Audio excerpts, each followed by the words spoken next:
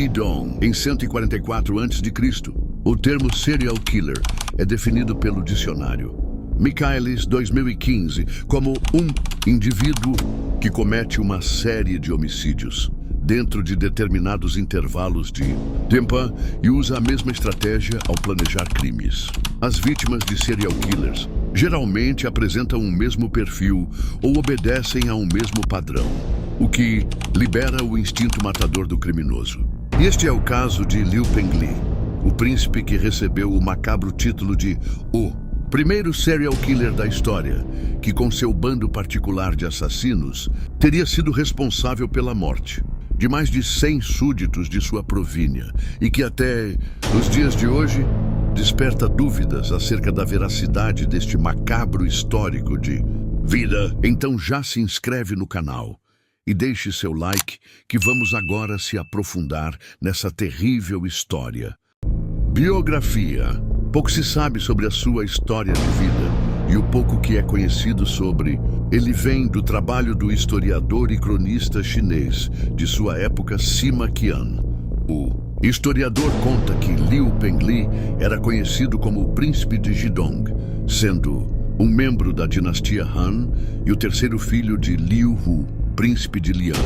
Contam os relatos também que em 144 a.C., Pengli recebeu do imperador chinês Han Jingdi a província recém-criada de Jidong, no reino de Liang.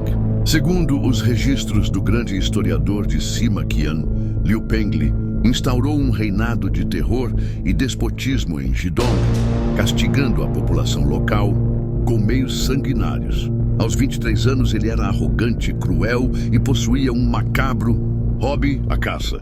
A caça de animais? Disse, você deve estar se perguntando? Negativo, Liu. Pengli caçava seres humanos, mais precisamente os seus próprios súditos. Liu Pengli saía à noite em expedições, com uma quantidade de 20 a 30 pessoas, podendo ser escravos, fugitivos da lei ou loucos que apreciavam a sua crueldade, que o seguiam em buscas noturnas para assassinar súditos e roubar os seus pertences. Tudo isto como forma de esporte e com imensa frieza. As vítimas confirmadas ultrapassaram 100 e esses assassinatos eram conhecidos em todo o reino, fazendo com que os habitantes passassem a ter medo de sair de casa à noite. Rapidamente, a grande quantidade de assassinatos e pilhagens perpetrada por Liu Pengli e seus comparsas deu-lhe a fama de homem arrogante e brutal.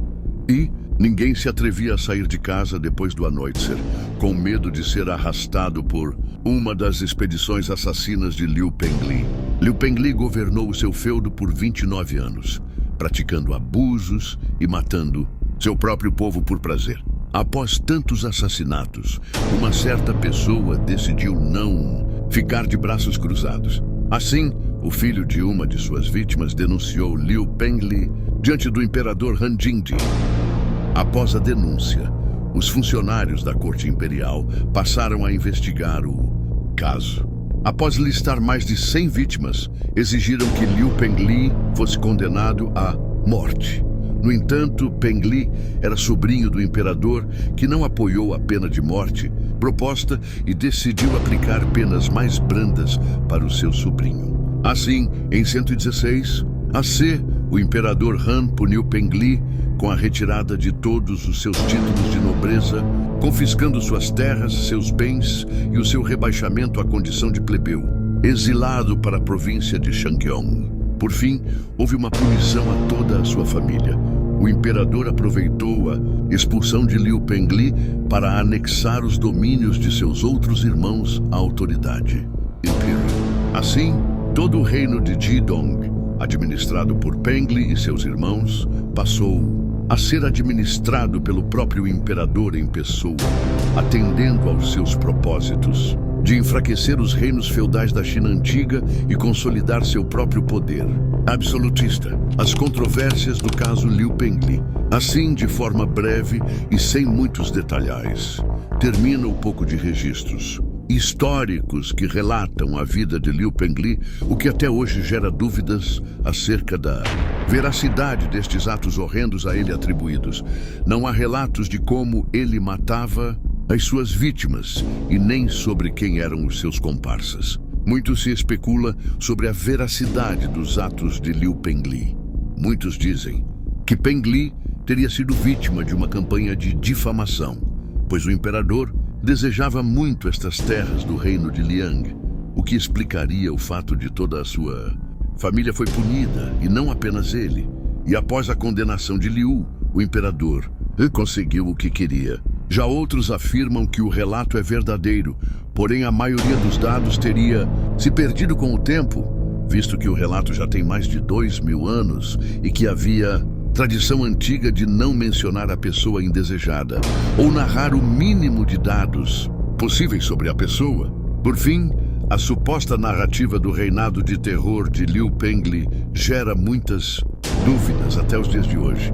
Liu Pengli realmente era um saqueador assassino temido pelo próprio povo, porque o imperador poupou a sua vida mesmo após o relato de 100 assassinatos a ele atribuídos. O imperador Han Jiandi realmente teve piedade de Liu Pengli ou queria que ele sofresse em vida, sendo taxado de assassino e vendo que toda a sua família foi punida com a perda de seus feudos? Provavelmente nunca teremos respostas para essas perguntas. Mas, verdadeiro ou não, este pequeno trecho de Sima Qian foi suficiente para considerar Liu Pengli como o primeiro serial killer registrado na história humana.